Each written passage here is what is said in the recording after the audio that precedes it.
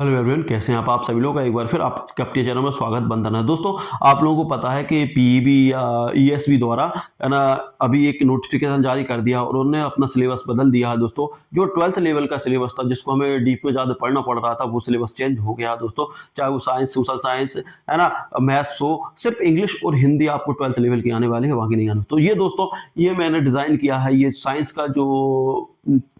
का है दोस्तों, जंतु सॉरी बॉटनी बॉटनी और जूलॉजी। जी हाँ दोस्तों, हम जूलॉजी की बात करने वाले हैं। साइंस का ये पोर्शन है। तो ये पूरा क्लास 6 से लेके 10 को ध्यान में रखते हुए दोस्तों एक एक चीज को फैक्ट आपके क्लास 6 से लेके 10वीं की किताबों से लिया गया है दोस्तों, और खुद से ही मैंने टाइप किया दोस्तों, इसलिए बीच में अभी ये वीडियो नहीं आ पाए थे। और दोस्तों, ये काफी मोस्ट आईएमपी है। इसमें लगभग यदि हम देखें तो लगभग 700 से 800 क्वेश्चन, या हो सकता है 1000 क्वेश्चन हो, है ना। मैंने क्योंकि काउंटिंग नहीं की, प्रत्येक टॉपिक के अलग अलग 1 से 100, 1 से 50 जैसे मुझे आईएमपी मिले वैसे बना के रखे हैं दोस्तों। तो दोस्तों, आप लोगों को यदि इससे तैयारी करना है तो बिल्कुल इससे कर लीजिए, क्योंकि दोस्तों क्या होता है कि उनने सिलेबस अब 10वीं तक का डाल दिया, तो दोस्तों हो सकता है कि 10वीं का ही लेवल ले लें। अब 10वीं में जब सिलेबस डाल दिया तो बहुत सी चीजें, कुछ नई चीजें आ गई इसमें, है ना। ऐसा नहीं है कि चीजें वही की वही है, लेकिन दोस्तों अभी हम बहुत गहराई तक जा रहे थे, लेकिन हम यहाँ पर बेसिक्स छोड़ रहे थे, तो अब इसमें बेसिक्स जुड़ गए हैं दोस्तों, है ना। तो यदि आप लोग भी चाहते हैं दोस्तों इस पीडीएफ के द्वारा पढ़ना, तो दोस्तों आप लोग मेरा व्हाट्सअप नंबर देखिए 7828657271 पर मैसेज करके आप लोग पीडीएफ प्राप्त कर सकते हैं। देखिए दोस्तों, बहुत मेहनत लगती है ना। इसको बनाने में मुझे कम से कम ये समझिए कि 5 से 8 घंटे लगे हैं, है ना। इसको पहले फैक्ट तैयार देखे और उसके बाद टाइप करने में तो लगभग आप लोगों का इसका पे करना होगा 150 रुपये। 150 रुपये पे करोगे तो आपको पहले भी वन लाइनर बनाते थे, जिसमें 12th तक का सिलेबस कंप्लीट किया था, और ये 10th तक का सिलेबस वाला आप लोगों को मिल जाएगा। लेकिन दोस्तों एक चीज और बता दूं, अभी नहीं है मेरे पास, है ना। अभी मैंने किसका, जंतु विज्ञान मतलब जूलॉजी का कंप्लीट हुआ है ना, जूलॉजी का, ठीक है ना, जूलॉजी का कंप्लीट किया है। उसके बाद हम बात करते हैं तो बहुत जल्द ही आप लोगों का बॉटनी का भी कंप्लीट हो जाएगा, ठीक है ना। देखिए, साइंस के कितने पार्ट्स हैं, 3 पार्ट्स हैं। नंबर 1 है बायोलॉजी, नंबर 2 है केमिस्ट्री, उसके बाद फिजिक्स, है ना। तो इनके लगभग यदि मैं बात करूं 3 से 4 दिन में मैं पूरी साइंस कंप्लीट करके आप लोगों के पास डाल दूंगा। तो उसके लिए आपको क्या करना होगा, 150 रुपये आप लोगों को पेड करना होगा, और आपको फिर जैसे जैसे क्या होगा, जैसे जैसे बनते जाएंगे मैं आप लोगों को सेंड करते जाऊंगा। यदि या आप ये ले लेते हैं तो इसको पढ़ोगे, जब तक मेरा आपका बॉटनी का जाएगा तो बॉटनी डल जाएगी, बॉटनी पढ़ोगे, उसके बाद 1-2 दिन में मतलब एक एक दिन के अंतर से सारी वीडियो आप लोगों को पीडीएफ डल जाएंगी।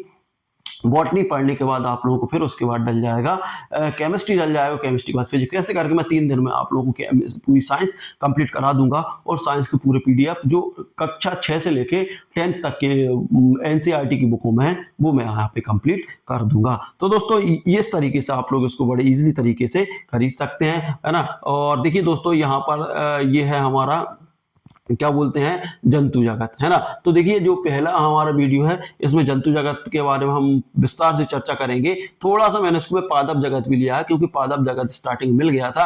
पहले मैं दोनों को मिक्स बनाना चाहता था, लेकिन दोस्तों फिर उसके बाद मेरे ध्यान में आया कि देखिए अलग अलग बनाएंगे तो आप लोगों को पढ़ने में दिक्कत नहीं होगी, ठीक है ना। तो ये कुछ पादप जगत के 25 फैक्ट हैं। उसके बाद सारे फैक्ट हैं आप लोगों के जंतु जगत के, लगभग 700 से 800 फैक्ट हैं, जो लगभग 2 से 3 घंटे में आप लोग पढ़ लेंगे, है ना। पादप जगत का वर्गीकरण। और दोस्तों, ये वीडियो रात के 2 से 3 बज रहे हैं जब ये शूट में कर रहा हूं, है ना दोस्तों। तो ये भी आप लोगों को ध्यान रखना। और दोस्तों, कई लोगों के कमेंट्स आते हैं कि सर आपका बोर्ड ब्लर करता है ना, लाइट एक जगह नहीं रुकती, है ना। तो ये दोस्तों देखिए, उसका बोर्ड की गलती नहीं है ना मेरी गलती है, क्योंकि देखिए दोस्तों, कैमरा से अभी शूट नहीं हो रहा, जो अभी ये वीडियो शूट हो रहा है वो मोबाइल से हो रहा है ना।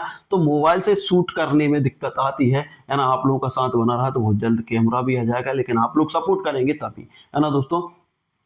और एक चीज और दोस्तों आप लोगों को मैं बता दूं कि आप लोग सोच रहे हैं कि दोस्तों मैं वीडियो बनाऊं या फिर कोई दूसरी क्लास बना रहा है, तो आप वीडियो देखकर आपका सिलेक्शन हो जाए तो ये संभव नहीं है ना। मैं आपके मुंह पर स्पष्ट बोल रहा हूं, आप बिल्कुल ना देखें किसी का, चाहे मेरा हो चाहे किसी का, है ना। जब तक आप खुद से नहीं पढ़ेंगे, देखिए वीडियो देख के एक आइडिया ले सकते हैं आप, है ना। जो चीज समझ में नहीं आ रही वो समझ सकते हैं, लेकिन आप सोचिए कि 100% हमारा यहाँ सिलेक्शन हो जाए इनको पढ़कर, क्योंकि अब उतना टाइम नहीं है हमारे पास, 10 से 12 दिन बचे हैं। अब उसमें आप लोग वीडियो देखोगे नए सिलेबस का, या फिर पढ़ोगे। तो ये चीज़ आप लोगों को ध्यान रखना है ना। इसलिए मैं इतनी मेहनत कर रहा हूँ दोस्तों, इसलिए मैं वीडियो पर ज़्यादा ध्यान नहीं दे रहा हूँ, इसलिए मैं आप लोगों के पहले सिलेबस कंप्लीट कर रहा हूँ। सिलेबस को निकालना, टाइप करना बहुत मेहनत लगती है, और दोस्तों मैं अकेला हूँ, कोई टीम नहीं है, मुझको ही छांटना है, मुझको ही लिखना है, मुझको ही सब करना है, ठीक है ना। तो दोस्तों इस तरीके से अब हम आगे बढ़ते हैं। देखिए पादप वर्गीकरण, हम छोटा सा फैक्ट है 25 का, फिर उसके बाद जंतु जगत है ना।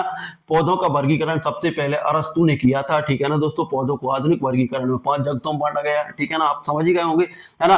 पौधों को मुख्य रूप से थैलोफाइटा, ब्रायोफाइटा, टेरिडोफाइटा और जिम्नोस्पर्म एवं एंजिलोस्पर्म में विभाजित किया गया है। मतलब जो 5 मुख्य वर्ग हैं उनमें बांटकर इनमें विभक्त किया है। थैलेफाइटा, अब थैलेफाइटा शैवाल के शरीर में थैलस रूपी होते हैं, जो थैलेफाइटा रहते हैं उसमें जो शैवाल रहते हैं वो थैलेफाइटा में कौन से जीव आते हैं, शैवाल आते हैं, जो स्वपोषी होते हैं दोस्तों, के शरीर थैलस रूपी होते हैं, ठीक है ना। शैवाल में जड़, तना, पत्ती का विभाजन नहीं होता। देखिए क्वेश्चन यहाँ से पूछा जा सकता है कि वह कौन सा पादप है ना, जिसमें जड़, तना, पत्ती का विभाजन नहीं होता। तो दोस्तों शैवाल है। शैवाल में क्लोरोफिल होने से यह स्वपोषी होते हैं। देखिए क्लोरोफिल होता है, इस कारण से वह स्वपोषी होते हैं। अब आते हैं ब्रायोफाइटा को अविकसित स्थल पौधे कहा जाता है। जो अविकसित स्थल पौधे किसको कहा जाता है दोस्तों, ब्रायोफाइटा को कहा जाता है। ब्रायोफाइटा के पौधों को उभयचर कहा जाता है। ये 2 ऐसे फैक्ट मोस्ट आईएमपी हैं। देखिए ब्रायोफाइटा को अविकसित स्थल पौधे भी कहा जाता है ना। ब्रायोफाइटा को उभयचर पौधे, उभयचर या पौधों का उभयचर कहा जाता है, ठीक है ना। ये भी आप लोगों को ध्यान रखना। ब्रायोफाइटा में जड़ के स्थान पर राइजोइड होते हैं। देखिए जड़ के स्थान पर क्या होते हैं, राइजोइड होते हैं, किसमें, ब्रायोफाइटा में। उसके बाद आती है टेरिडोफाइटा। देखिए टेरिडोफाइटा क्या है, टेरिडोफाइटा या फर्न्स है ना, प्रथम संवहनी पौधे हैं, ठीक है ना। टेरिडोफाइटा में असली जड़, तना और पत्तियां होती हैं। देखिए टेरिडोफाइटा रहता है उसमें असली जड़ क्या रहती हैं, तना और पत्तियां होती हैं। टेरिडोफाइटा में बीज नहीं बनते, बीजाणु द्वारा प्रजनन करते हैं, ठीक है ना। जिम्नोस्पर्म को अनावृति पौधे कहा जाता है। जो देखिए जिम्नोस्पर्म है, जिम्नोस्पर्म जो पौधे रहते हैं उन्हें अनावृति पौधे कहा जाता है। और दोस्तों जिम्नोस्पर्म जो प्रजाति रहते हैं उसके ही पौधे सबसे लंबे लंबे होते हैं, ये आप लोगों को ध्यान रखना है। जिम्नोस्पर्म के बीज बीजांड आवरण से ढके हुए होते हैं। जो जिम्नोस्पर्म के बीज रहते हैं वो बीजांड आवरण से ढके हुए रहते हैं। पाइन, देवधर, साइकस जिम्नोस्पर्म के उदाहरण है। देखिए जो पाइन है, देवधर है, साइकस है, जो जिम्नोस्पर्म के उदाहरण है। एंजियोस्पर्म को आवृत, देखिए आवृत जीवी पौधे कहा जाता है। जो एंजियोस्पर्म है उसको आवृत जीवी पौधे कहा जाता है। एंजियोस्पर्म में बीज फल के अंदर सुरक्षित रहते हैं। ये क्वेश्चन पूछा जा सकता है ना, कि किस पादप में बीज फल के अंदर सुरक्षित रहता है, तो एंजियोस्पर्म है ना, एंजियोस्पर्म में रहता है। वही आवृत बीजी पौधों को एक बीजपत्री और द्विबीजपत्री में बांटा जाता है। जो आवृत बीजी पौधे रहते हैं उनको एक पत्र बीजी और द्विपत्र बीजी में बांटा जाता है ना। मोनोकोट जिसे बोला जाता है और डाइकोट, ठीक है ना। वही बात करते हैं हम। देखिए गेहूं, मक्का, चावल एक बीज पौधे हैं। देखिए एक बीज पत्री पौधे हैं। देखिए एक बीज पत्री पौधे वो रहते हैं जिनमें क्या रहती हैं, जड़ें। देखो जड़ों को भी देख लेना, जिनकी जड़ें कैसी हो, मूसलाधार, ठीक है ना, मूसलाधार, सॉरी रेशेदार, है ना, जिनकी जड़ें रेशेदार। और द्विपत्री बीज पौधे भी रहते हैं जिनकी जड़ मूसलाधार होती है। मतलब एक मेन जड़ होती है, फिर उसमें से छोटी छोटी जड़ें निकलती हैं, है ना। जब इनमें सारी जड़ें फैल के निकलती हैं, इसमें एक मूसल जैसी जड़ नहीं होती, ठीक है ना। सरसों मटर, देखिए सरसों मटर, सूरजमुखी, है ना, कैसे हैं, द्विबीजपत्री पौधे होते हैं। आवृत बीजी पौधे पृथ्वी पर सबसे अधिक संख्या में पाए जाते हैं। ये क्वेश्चन पूछा जा सकता है कि आवृत बीज कौन से पौधे, है ना, पृथ्वी सबसे अधिक संख्या में पाए जाते हैं, तो आवृत बीजी पौधे पाए जाते हैं। शैवाल जल में ऑक्सीजन का प्रमुख स्रोत है। जो जल है उसमें शैवाल ऑक्सीजन का प्रमुख स्रोत है। जो शैवालों के कारण ही जल में ऑक्सीजन होती है। शैवाल से अगर आयोडीन आदि प्राप्त होता है। देखिए क्वेश्चन पूछा जा सकता है कि कौन से पादप से अगर आयोडीन प्राप्त होता है, तो ये शैवाल से प्राप्त होता है। पौधों में प्रकाश संश्लेषण के लिए क्लोरोफिल आवश्यक है। जो पौधे हैं उसमें प्रकाश संश्लेषण क्या आवश्यक है, क्लोरोफिल आवश्यक है। पादप जगत का अध्ययन बॉटनी कहलाता है। देखिए ये क्वेश्चन पूछा जा सकता है, पादप जगत का अध्ययन क्या कहलाता है, बॉटनी कहलाता है। वहीं जंतु जगत का अध्ययन अब जूलॉजी कहलाता है। अब आ गए हम जंतु जगत पर। देखिए पादप जगत का एक सेपरेट वीडियो बहुत जल्द आने वाला है ना, जो मैं उस पर काम कर रहा हूँ, ठीक है ना। जंतु जगत का वर्गीकरण, देखिए जंतु जगत का वर्गीकरण सबसे पहले अरस्तु ने किया था। जंतु जगत का वर्गीकरण सबसे पहले किसने किया था?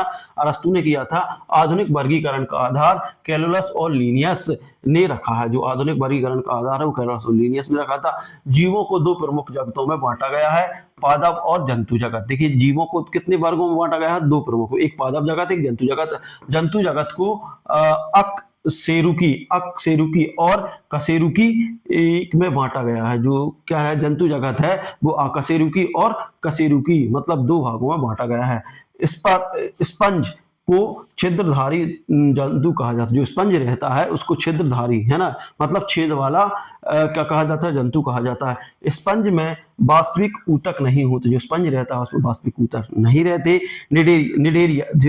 निडेरिया के जंतुओं में डंक मारने वाली कोशिकाएं, है ना, होती है। जो निडेरिया के जंतु, जो निडेरिया रहते हैं ना, निडेरिया के जंतुओं में डंक मारने वाली मतलब जो डंक से काट लेते हैं ऐसी कोशिकाएं होती हैं। वही बात करते हैं। देखिए ये सारे जो क्वेश्चन और फैक्ट हैं दोस्तों, ये आपके, मैं बार बार कह रहा हूँ कि एनसीईआरटी जो एमपी की एनसीईआरटी बुक है ना, जो न्यू सिलेबस पर आधारित है, उससे लिए गए हैं। कक्षा 6 से लेकर 8 तक, कक्षा 6 से लेकर 10 तक की। जेलीफिश और हाइड्रा निडेरिया के उदाहरण। जो जेलीफिश और हाइड्रा क्या है? निडेरिया के उदाहरण। जो निडेरिया के जंतु रहते हैं उनमें डंक मारने की क्षमता रहती है, ये याद रख लेना, डंक मारने की वाली कोशिका होती है। ये क्वेश्चन पूछ ले, निडेरिया का उदाहरण कौन सा है? तो जेलीफिश है और हाइड्रा है, ठीक है ना। देखिए प्लेटी हेलमिंथिस चपटे कीड़े होते हैं। जो प्लेटी हेलमिंथिस रहते हैं वो कैसे रहते हैं? चपटे रहते हैं। फीता कृमि परजीवी फ्लैट वर्म है। जो फीता कृमि है कैसे है? फीता कृमि परजीवी फ्लैट वर्म है। देखिए एस्केलमेंथिस गोल कृमि कहलाते हैं। देखिए दोस्तों कई प्रोनाउंसिएशन ऐसी होती है कि हो सकता है कि जीभ नहीं पलट पाती, तो आप लोग बिल्कुल थोड़ा कोऑपरेट करें, है ना दोस्तों। हुक वर्म, राउंड वर्म, है ना, एस्केलमीथिस के उदाहरण है, ठीक है ना। एनीलिडा, देखिए एनीलिडा खंडित कीड़े होते हैं। जो एनीलिडा रहते हैं वो खंडित कीड़े रहते हैं, ये आप लोगों को ध्यान रखना है। केंचुआ, जॉक एनीलिडा के उदाहरण हैं। क्वेश्चन पूछा जा सकता है केंचुआ और जॉक किसके उदाहरण हैं दोस्तों? तो एनीलिडा के उदाहरण होते हैं, ठीक है ना। वहीं जेलीफिश की बात करें, जेलीफिश और हाइड्रा किसके हैं? निडेरिया के हैं। निडेरिया में क्या है दोस्तों? जंतुओं में डंक मारने वाली कोशिकाएं होती है, ये आप लोगों को ऐसे ध्यान रखना। ऑर्थोपोडा जंतु जगत का सबसे बड़ा संघ है। जो जंतु जगत का सबसे बड़ा संघ कौन सा दोस्तों? ऑर्थोपोडा होता है, ठीक है ना। कीट, मकड़ी, बिच्छू ऑर्थोपोडा में आता है। देखिए ऑर्थोपोडा में क्या क्या आता है? तो जितने भी कीट हैं मतलब इंसेक्ट कीड़े हैं, है ना, मकड़ी है, बिच्छू है, ऑर्थोपोडा में आते हैं। ये आप लोगों को डायरेक्ट क्वेश्चन पूछा जाता है, ठीक है। अगले बात करते हैं मोलास्का या मुलायम शरीर वाले जंतु होते हैं। जो मोलास्का रहते हैं वो मुलायम शरीर वाले जंतु रहते हैं। मोलास्का मुलायम याद रखते हैं। ऑक्टोपस घोगा, है ना, मोलास्का के उदाहरण है। जो ऑक्टोपस और घोगा है वो किसका उदाहरण है दोस्तों? मोलास्का के उदाहरण है ना। एकाइनोडर्मेटा समुद्री जंतु हैं जिसकी त्वचा पर कांटे होते हैं। देखिए क्वेश्चन ध्यान रखना है। एकाइनोडर्मेटा, जो एकाइनोडर्मेटा है वो समुद्री जंतु हैं जिनकी त्वचा पर क्या होते हैं दोस्तों? कांटे होते हैं। स्टारफिश और सी कंकूवर, देखिए स्टारफिश और सी कंकूवर, है ना, एकाइनोडर्मेटा के उदाहरण है, ठीक है ना। स्टारफिश और जो सी कंकूवर है वो एकाइनोडर्मेटा का उदाहरण है। कशेरुकी के शरीर में रीढ़ की हड्डी होती है। जो कशेरुकी रहती है उसके शरीर में क्या होती है दोस्तों? रीढ़ की हड्डी रहती है। कशेरुकी 5 वर्गों में बांटे जाते हैं। जो कशेरुकी रहते हैं उन्हें 5 वर्गों में बांटे जाते हैं। कौन कौन से वर्ग है ये आप लोग देख लें। मछली, उभयचर, सरीसृप, पक्षी और स्तनधारी, ठीक है ना। कशेरुकी को कितने 5 वर्गों में बांटा जाता है? कौन कौन से? एक मछली है, उभयचर मतलब जल थल दोनों में चल सकता है। सरीसृप मतलब रेंगने वाले, पक्षी मतलब स्तन उड़ने वाले, और स्तनधारी जो अपने से बच्चे पैदा करते हैं, मतलब अंडे द्वारा नहीं, खुद डायरेक्ट पेट से बच्चे पैदा करते हैं, बोलते हैं ना। मछलियों में गलफड़े द्वारा श्वसन होता है। देखिए दोस्तों मछलियों में कहाँ श्वसन होता है? गलफड़े द्वारा श्वसन होता है। देखिए ये ऐसे फैक्ट अभी हम उससे पहले जो हमने तैयार किए तो उसमें नहीं थे। ये 6th क्लास में कुछ एक्स्ट्रा फैक्ट आ गए हैं दोस्तों जो बेसिक्स लेवल के हैं, तो यही आप लोगों को पढ़ना है, ठीक है ना। उसके बाद बात करते हैं पक्षियों का शरीर पंखों से ढका होता है और यह अंडज होते हैं। देखिए जो पक्षियों का शरीर कैसा ढका होता है, किससे ढका होता है, पंखों से ढका होता है। अंडज, अंडज मतलब जी अंडे देते हैं, ठीक है ना। स्तनधारी अपने बच्चों को दूध पिलाते हैं, ठीक है ना। स्तनधारी क्या करते हैं, अपने बच्चों को दूध पिलाते हैं। तो दोस्तों इस तरीके से ये फैक्ट थे। अब उसके बाद मानव शरीर प्रणाली की बात करेंगे हम, ठीक है ना। अब मानव शरीर प्रणाली की बात करेंगे, इसके भी 50 मानव शरीर प्रणाली की बात करेंगे। सबसे पहले हमारा पाचन, ठीक है ना। सबसे पहले हम बात करें पाचन तंत्र। पाचन की शुरुआत मुख से होती है। जो पाचन की शुरुआत कहाँ से होती है दोस्तों, मुख से होती है। मनुष्य में दांत 2 बार आते हैं। देखिए दोस्तों याद रखना, मनुष्य में दांत कितने बार आते हैं, द्विदंशी होता है मनुष्य, ठीक है ना। मनुष्य के दांत विषमदंती होते हैं, ठीक है ना। मनुष्य के दांत कैसे 2 बार आते हैं, मतलब द्विदंती होते हैं। मनुष्य के दांत कैसे होते हैं, विषमदंती होते हैं, मतलब अलग अलग उसकी रहती है, ठीक है ना। दूध के दांतों की संख्या 20 होती है ना दोस्तों। दूध के दांतों की संख्या कितनी होती है, 20 होती है। वही कि स्थायी दांतों की संख्या 32 होती है, ठीक है ना। जो छोटे बच्चे रहते हैं उसमें दूध के दांत आते हैं तो पहले 20 दांत आते हैं, फिर उसके बाद वो गिरते हैं, फिर उसके बाद स्थायी दांत 32 दांत आते हैं, है ना। लार में टाइलिन एंजाइम होता है, ठीक है ना। एंजाइम होता है। लार में कौन सा होता है दोस्तों, टाइलिन एंजाइम होता है। लार का पीएच मान 6.8 होता है, ठीक है ना। 6.8 होता है, याद रखना आपको। भोजन नली को ग्रास नली कहते हैं। जो भोजन नली रहती है उसको ग्रास नली कहते हैं। भोजन नली में पेरिस्टाल्टिक गति से भोजन नीचे जाता है। देखिए ये क्वेश्चन पूछा जा सकता है कि भोजन नली में कौन सी गति से जाता है, पेरिस्टाल्टिक गति से भोजन नीचे जाता है। तो याद रख लेना, भोजन की जो नली रहती है वो पेरिस्टाल्टिक गति के द्वारा भोजन को नीचे ले जाती है, ठीक है ना। ये क्वेश्चन याद रखना। उसके बाद बात करते हैं, देखिए पीएच का, आमाशय का पीएच लगभग 1.5 से लेकर 2.5 होता है। देखिए जो आमाशय रहता है हमारा, आमाशय रहता है जिस उसका पीएच मान कितना रहता है, 1.5 से 2.5 होता है।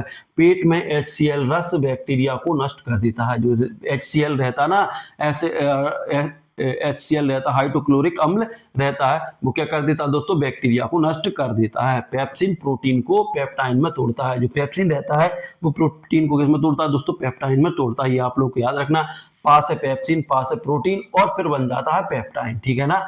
रेनिन शिशुओं में दूध का पाचन करता है। जो रेनिन रहता है उसके द्वारा ही शिशुओं में दूध का पाचन होता है। ये ऐसे फैक्ट नहीं थे दोस्तों, अभी हमने पढ़े थे ना। यकृत शरीर का सबसे बड़ा ग्रंथि है। जो यकृत है, लीवर जिसे बोला जाता है, वो शरीर का सबसे बड़ा ग्रंथि है। यकृत का रंग लाल भूरा होता है। जो यकृत रहता है उसका रंग कैसा रहता है, लाल भूरा रहता है। पित्तरस वसा का इमल्सीकरण करता है। जो पित्तरस रहता है, देखिए जो पित्तरस रहता है, जो पित्ताशय में पाया जाता है, वो वसा का क्या करता है, इमल्सीकरण कर देता है। अग्नाशय मिश्रित ग्रंथि है। जो अग्नाशय है वो मिश्रित ग्रंथि है।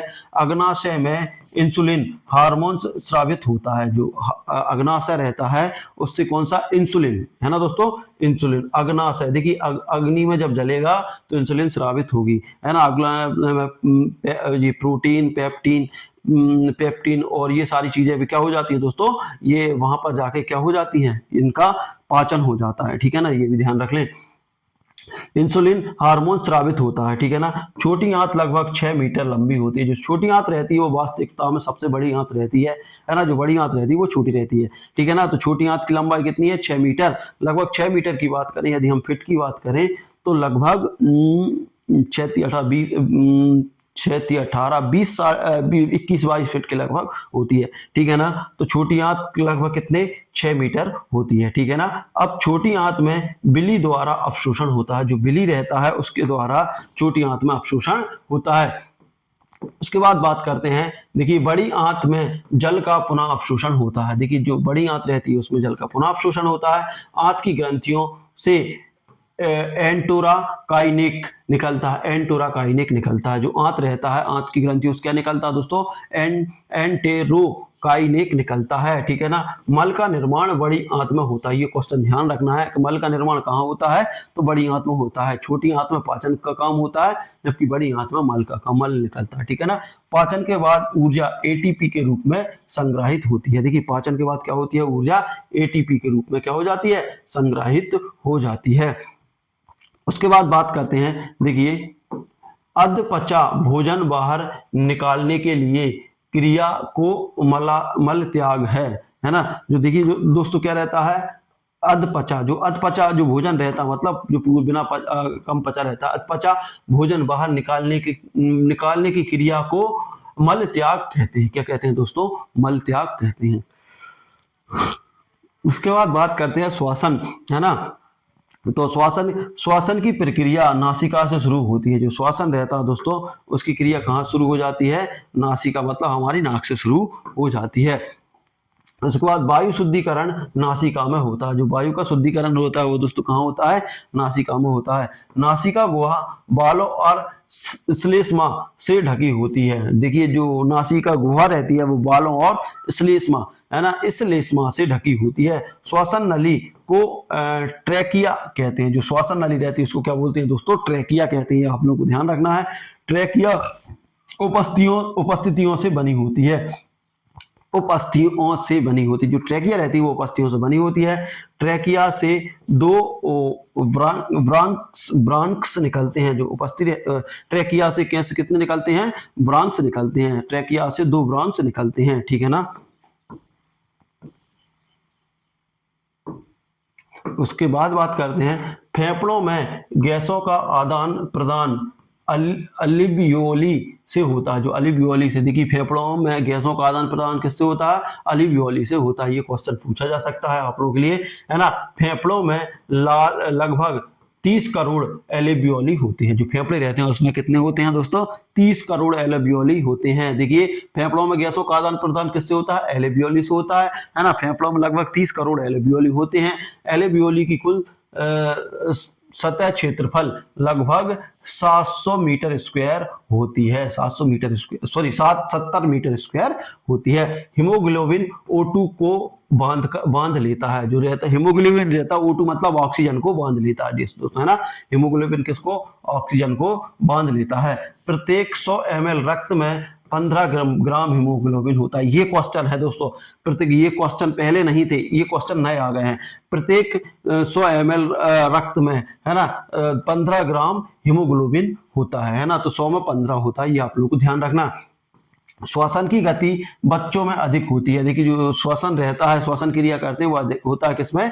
बच्चों में। वयस्क व्यक्ति औसत, है ना, 60 से 80 बार प्रति मिनट श्वसन लेता है। मतलब हम 1 मिनट में लगभग 60 से, सॉरी दोस्तों प्रोनाउंसिएशन थोड़ा गलत हो रहा है ना। ये आप लोग थोड़ा ध्यान देखते जाएं, है ना। जो वयस्क व्यक्ति का श्वसन, वयस्क व्यक्ति का औसतन 16 से 18 बार, कितने बार दोस्तों? 16 से 18 प्रति मिनट श्वसन लेता है। मतलब 16 से 18 बार हम 1 मिनट में लगभग सांस लेते हैं, जबकि बच्चों का हमसे ज्यादा होता है, ठीक है ना। श्वसन का नियंत्रण मेडुला ऑब्लिंगेटा करता है ना। जो श्वसन का नियंत्रण कौन करता है? ये आप लोगों को ध्यान रखना है।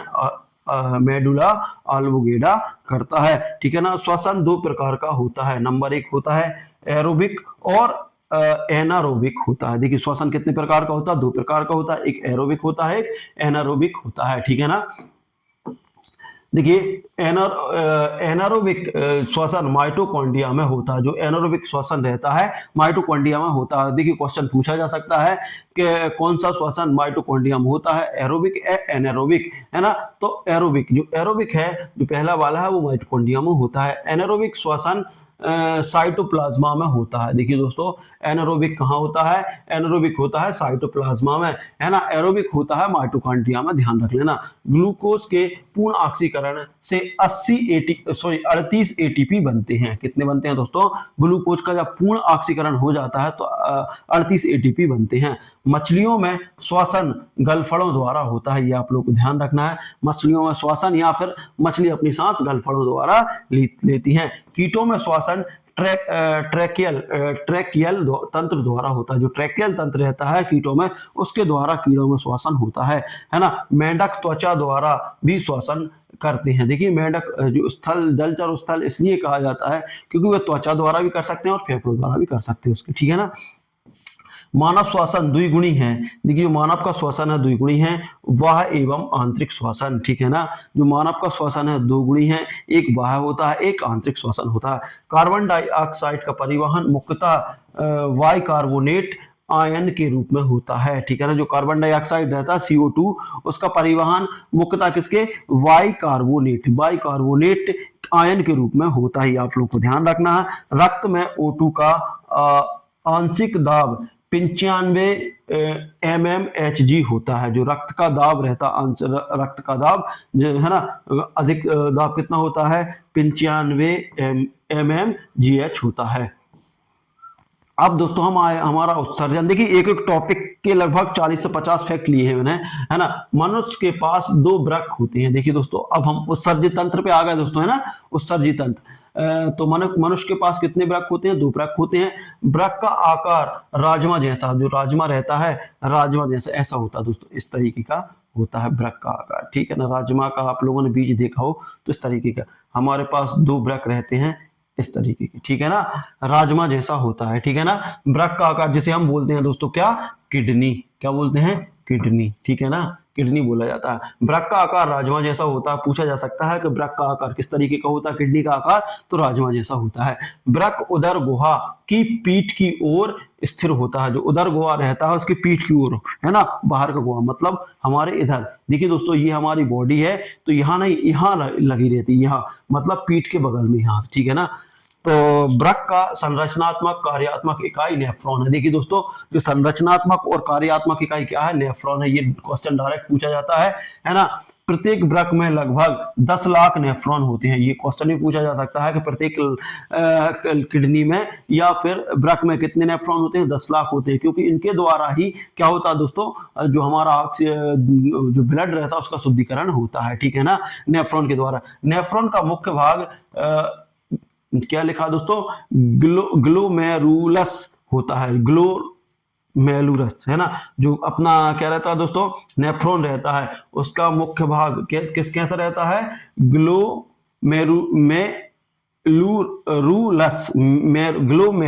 होता है। कैसा होता है, नेफ्रॉन का मुख्य भाग कैसा होता है, ग्लोमेरुलस होता है, ठीक है ना। बोमन कैप्सूल ग्लोमेरुलस को घेरे रहते हैं। देखिए क्वेश्चन, ये बोमन कैप्सूल भी किस में पाए जाते हैं, किडनी में पाए जाते हैं। जो बोमन कैप्सूल रहते हैं ग्लोमेरुलस को घेरे रहते हैं। निस्यंदन वृक्क में होता है। जो निस्यंदन होता है वो कहाँ होता है दोस्तों, वृक्क के अंदर होता है, ठीक है ना। अब उसके बाद बात करते हैं आगे।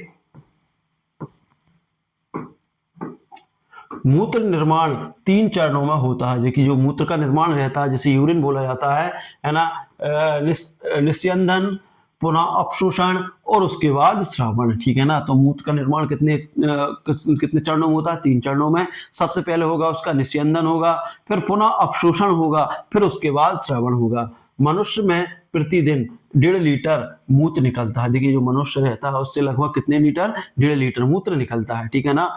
मूत्र में यूरिया, लवण व जल होते हैं। देखिए इसमें यूरिया होता है और जल होता है, ठीक है ना। यूरिया, लवण व जल होता है। यूरिया का निर्माण यकृत में होता है। जो यकृत रहता है, लीवर रहता है, वहां किसका निर्माण होता है, यूरिया का, है ना, और किडनी में जाके ये निकल जाता है। नेफ्रॉन में पुनः अवशोषण नलिकाओं में होता है। देखिए नेफ्रॉन में जो पुनः अवशोषण किसमें होता है दोस्तों, नलिकाओं में होता है। मूत्रवाहिनी वृक्क को मूत्रा से जोड़ती है। जो मूत्रवाहिनी रहती है दोस्तों वो वृक्क को किससे जोड़ती है, मूत्रा से जोड़ती है। देखिए इस तरीके की हमारी किडनी रहती है। यहाँ पर मैं किडनी की संरचना बना दे रहा हूँ कुछ इस तरीके से, है ना।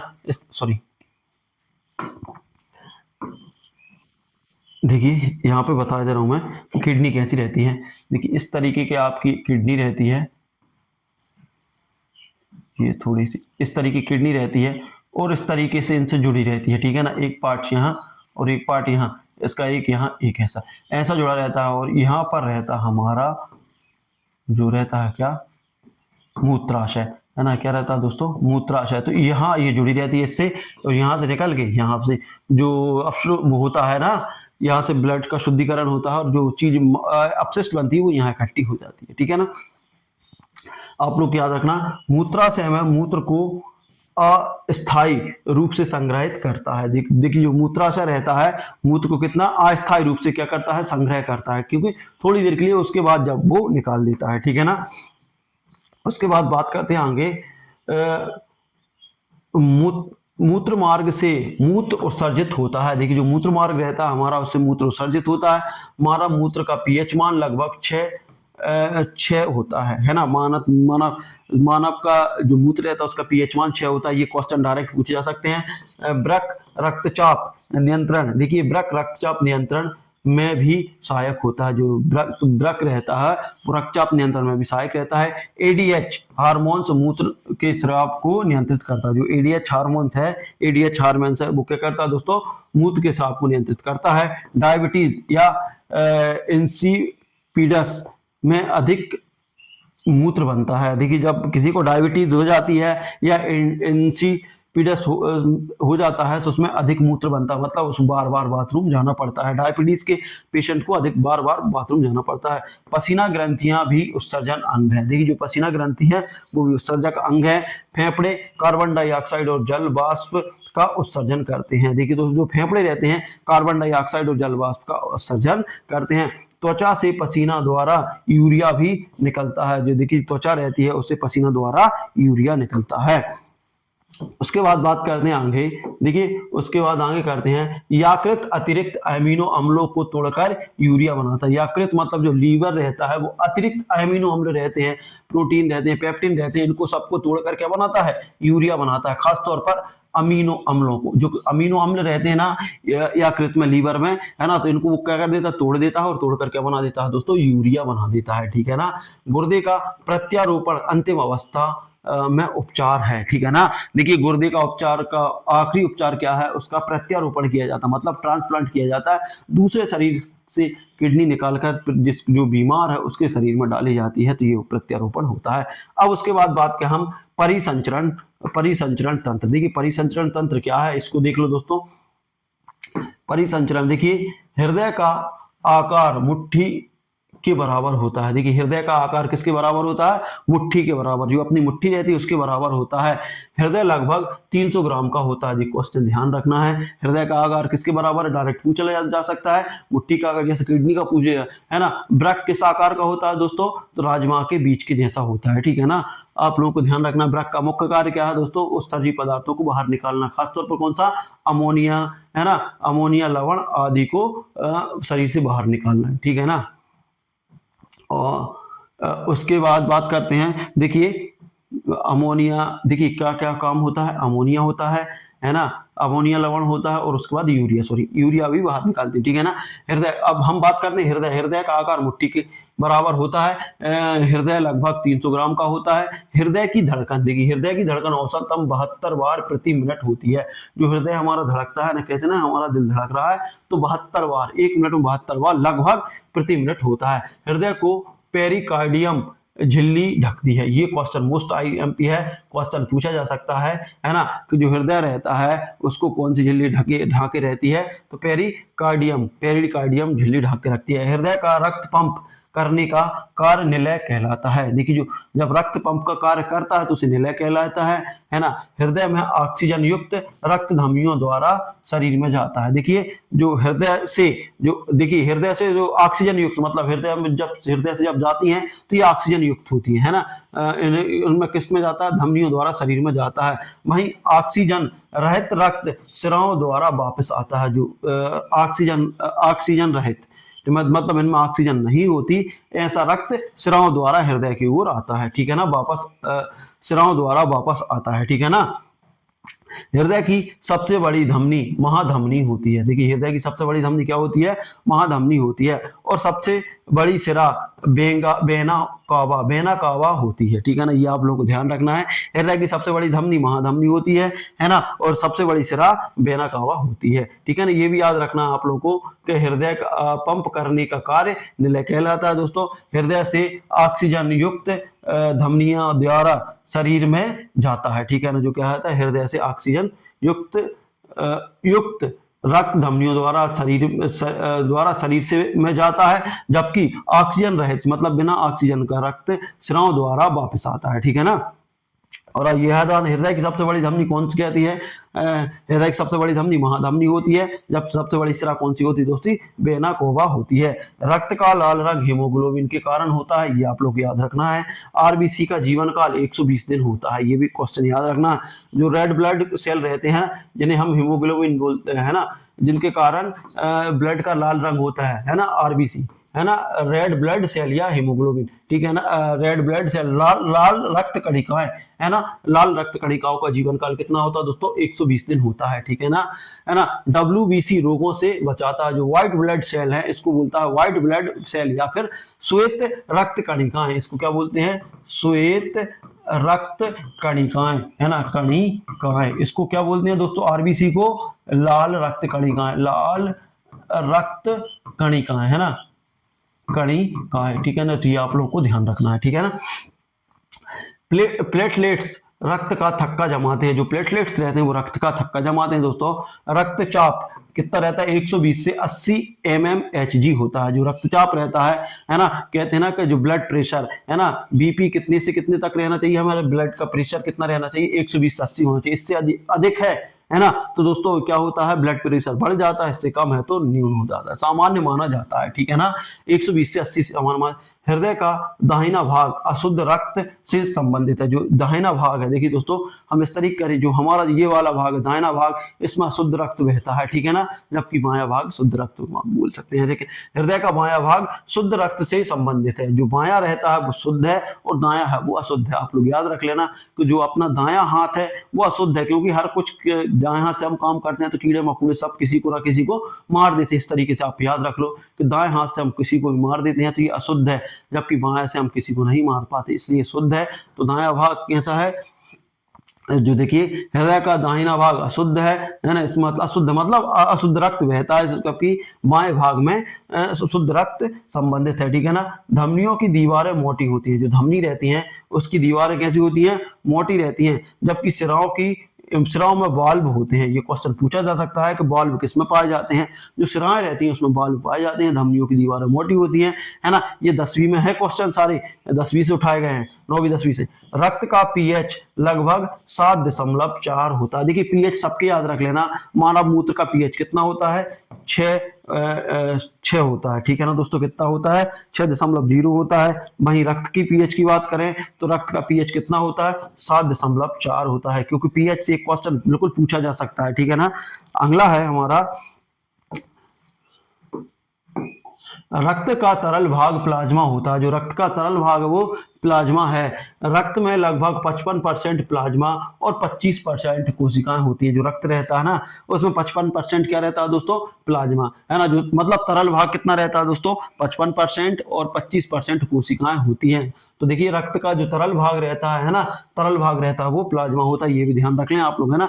रक्त में ऑक्सीजन का परिवहन हीमोग्लोबिन द्वारा होता है। देखिए जो रक्त में ऑक्सीजन जाती है वो किसके द्वारा जाती है? हीमोग्लोबिन के कारण जाती है। हृदय की धड़कन को इलेक्ट्रोकार्डियोग्राफ, है ना, ईसीजी द्वारा मापा जाता है। ये क्वेश्चन पूछा जा सकता है।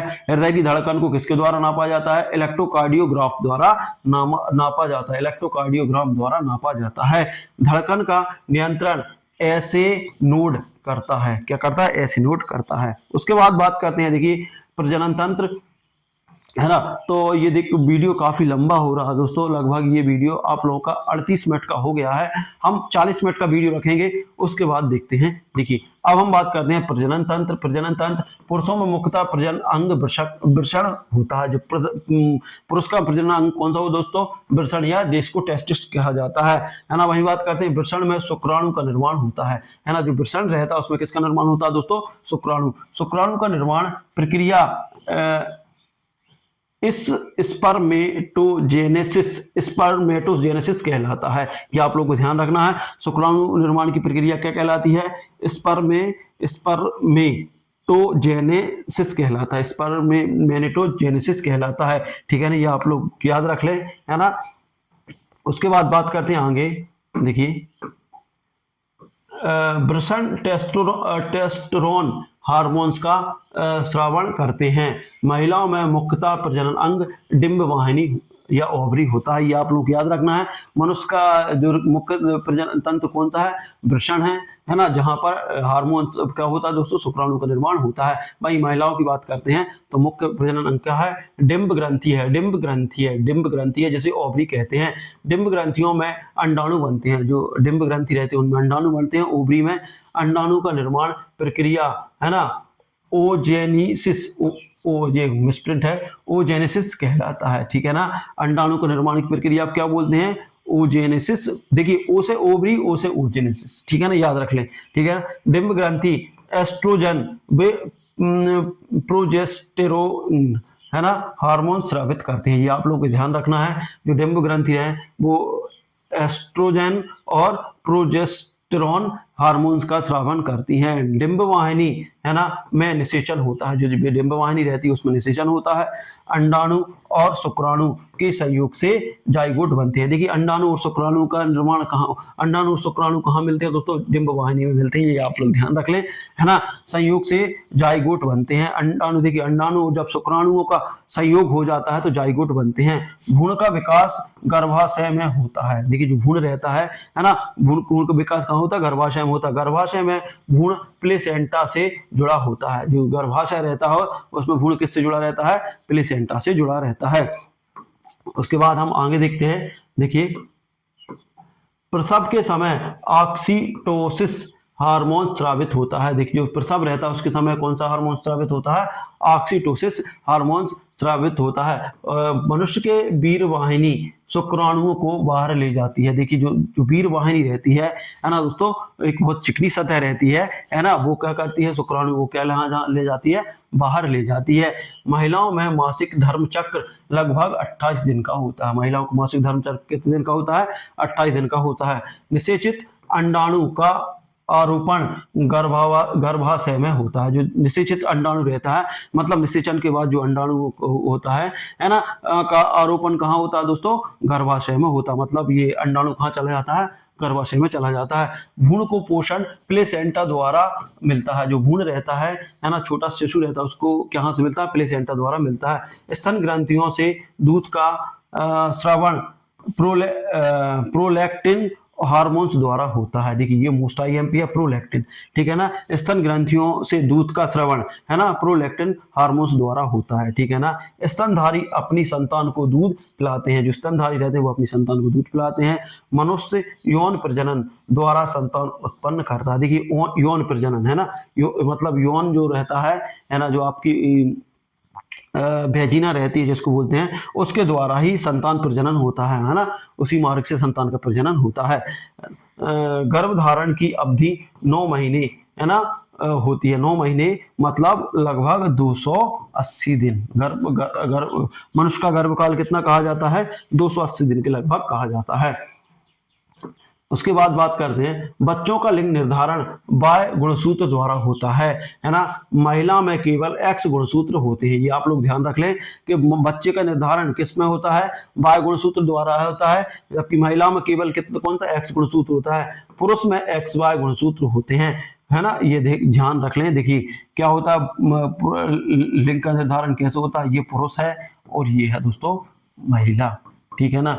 अब पुरुष के पास क्या है दोस्तों? एक्स और वाई दोनों है, जबकि महिला के पास एक्स और एक्स है। मान लीजिए जब आप लोगों ने निषेचन किया है ना, जब मान लीजिए आप लोगों ने बच्चा प्लान किया तो जो आप लोगों का जो देखिए जो निषेचन की क्रिया होती है ना, उस टाइम जब संभोग होता है दोस्तों, तो उस टाइम क्या होता है दोस्तों? यहाँ से एक्स वाई निकला, मतलब यहाँ के मनुष्य के वीर्य से क्या निकला? वाई निकला, और वहीं महिला के से क्या निकला? एक्स निकला। तो एक्स वाई जब मिले तो दोस्तों यहाँ पर किसका निर्माण हुआ? बालक का। किसका हुआ दोस्तों? ये बालक का निर्माण हुआ। मान लो कि निषेचन के दौरान पुरुष से क्या निकला दोस्तों? एक्स निकला, और महिला से भी एक्स निकला, तो एक्स एक्स यहाँ पर हुआ बालिका का निर्माण। ठीक है ना, तो ये आप लोग इस तरीके से ध्यान रख लें, है ना। तो ये लिंग निर्धारण का पूरा जो वो क्या रहता है, मुख्य भूमिका किसकी रहती है? उसमें पुरुष की रहती है। ठीक है ना।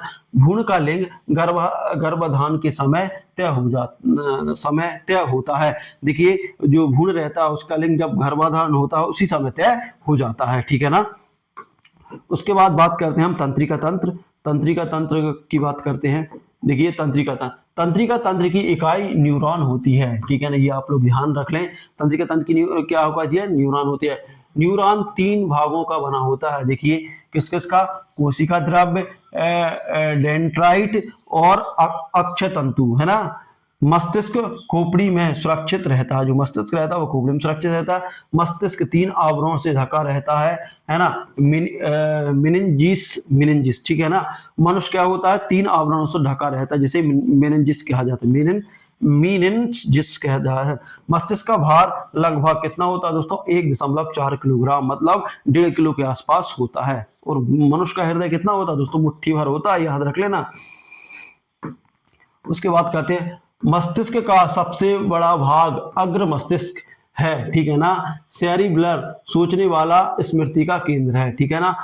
उसका सबसे बड़ा भाग कौन सा है, अग्र मस्तिष्क है, ठीक है ना। और सोचने वाला जो भाग कौन सा है दोस्तों, सेरिब्लर, सोचने वाला स्मृति का केंद्र है, ये आप लोगों को ध्यान रखना है, मस्तिष्क का भाग है। लघु मस्तिष्क संतुलन बनाए रखता है, जो लघु मस्तिष्क छोटा वाला मस्तिष्क है तो वो संतुलन बनाए रहता है। मेडुला ऑब्लोगेटा श्वसन और हृदय गति को नियंत्रित करता है, देख लिए मेडुला और ऑब्लोगेटा है वो श्वसन और हृदय की गति को नियंत्रित करता है। रीढ़ की हड्डी मस्तिष्क और शरीर को जोड़ती है, जो रीढ़ की हड्डी है वो मस्तिष्क और शरीर को जोड़ती है। रीढ़ की हड्डी रिफ्लेक्स क्रियाओं का केंद्र है, जो रीढ़ की हड्डी रहती है वो किसका केंद्र है दोस्तों, रिफ्लेक्स क्रियाओं का केंद्र है। रिफ्लेक्स क्रिया त्वरित प्रतिक्रियाएं हैं, ठीक है ना। तंत्रिकाओं के 2 प्रकार होते हैं, एक संवेदी होती है, एक प्रेरक होते हैं। संवेदी तंत्रिका संदेश मस्तिष्क तक ले जाती है, जो संवेदी जो तंत्रिकाएं रहती हैं वो संदेश को कहाँ तक ले जाती है, मस्तिष्क तक ले जाती है, जबकि प्रेरक तंत्रिकाएं संदेश मांसपेशियों तक पहुंचाती है। और प्रेरक मतलब प्रेरण करती है, तो वो अपने संदेश कहाँ, मांसपेशियों तक पहुंचाती है।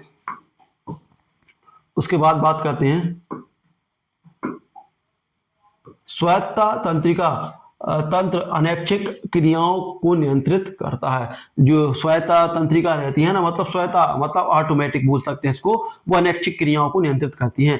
तंत्रिका तंत्र और अंतःस्रावी तंत्र मिलकर शरीर को नियंत्रित करते हैं, देखिए तंत्रिका तंत्र और अंतःस्रावी मिलकर क्या करते हैं, शरीर को नियंत्रित करते हैं। न्यूरॉन में संदेश का आदान प्रदान विद्युत आवेग से होता है, जो न्यूरॉन रहता है उसमें संदेशों का आदान प्रदान किससे, विद्युत आवेग से होता है। न्यूरॉन्स के बीच का स्थान सिनेप्स कहलाता है, जो न्यूरॉन्स के बीच का भाग क्या कहलाता है, सिनेप्स कहलाता है। मानव मस्तिष्क लगभग 86 अरब न्यूरॉन से बना है, जो मानव मस्तिष्क रहता है वो किससे, 86 अरब, याद रख लेना 86 अरब, ठीक है ना। ये आप लोगों को संख्या याद रखना, जैसे वृक्क की किडनी में कितने नेफ्रॉन होते हैं, लगभग 10 लाख के लगभग होते हैं, है ना। मस्तिष्क कितने का लगभग बना होता है, 86 अरब न्यूरॉन से बना होता है। तंत्रिका आवेग की गति 100 मीटर प्रति सेकंड होती है, 100 मीटर प्रति सेकंड होती है। दृष्टि का केंद्र क्या होता है, ऑक्सीपिटल लोब है, जो दृष्टि का केंद्र कौन सा है दोस्तों, ऑक्सीपिटल या ऑक्सीपिटल लोब है, ठीक है ना। श्रवण का केंद्र टेम्पोरल लोब है, ये ध्यान रख लेना, टेम्पोरल लोब, जो मनुष्य का श्रवण केंद्र कौन सा है, टेम्पोरल लोब है। घ्राण का केंद्र टेम्पोरल लोब है, ठीक है ना। श्रवण का और घ्राण का मतलब घृणा होती है उसका भी टेम्पोरल। मस्तिष्क का अध्ययन न्यूरोलॉजी कहलाता है, मस्तिष्क का अध्ययन क्या कहलाता है दोस्तों, न्यूरोलॉजी। तो दोस्तों ये था वीडियो, आप लोगों को वीडियो कैसा लगा, अच्छा लगा तो लाइक शेयर कमेंट कर दीजिए। और देखिए दोस्तों अभी क्या है, अभी आधा भी वीडियो नहीं हुआ, लगभग इसमें यदि मैं बात करूं 40 से 47 पेज हैं, है ना। ये पेज यदि आप लोग कर लोगे दोस्तों तो लगभग आपका कक्षा 6 से लेकर कक्षा 10 तक की, देखिए कक्षा 6 से लेकर कक्षा 10 तक की जो आप लोग का बॉटनी है, सॉरी जूलॉजी है, वो कंप्लीट हो जाएगी, यहाँ से बाहर कुछ नहीं जाना। और यदि आप लोग अच्छे से पढ़ोगे तो लगभग 3 से 4 घंटे में इसको कवर कर सकते हो। वैसे ही मैं अभी यार जंतु बॉटनी का लेके आ रहा हूँ, तो उसमें भी 30-40 पेज रहेंगे, जो मतलब कक्षा 6 से लेकर कक्षा 10वीं के सारे फैक्ट उठ जाएंगे, है ना, उससे बाहर कुछ भी नहीं रहेगा। यदि आप चाहते हैं इसको तो आप मेरे व्हाट्सएप नंबर पर जाएं और वहां पर जाके मैसेज करें, है ना। कौन सा नंबर है, 7828657271 पर जाकर ये पीडीएफ प्राप्त कर सकते हैं। ये पीडीएफ वही है जो कक्षा 6 से लेकर 10 तक को ध्यान में रखकर बनाई गई है, एक एक शब्द कक्षा 6वीं से लेकर 10वीं तक की बुकों से लिया गया है। तो मिलते हैं अगले वीडियो में, तब तक ले जय हिंद, जय भारत।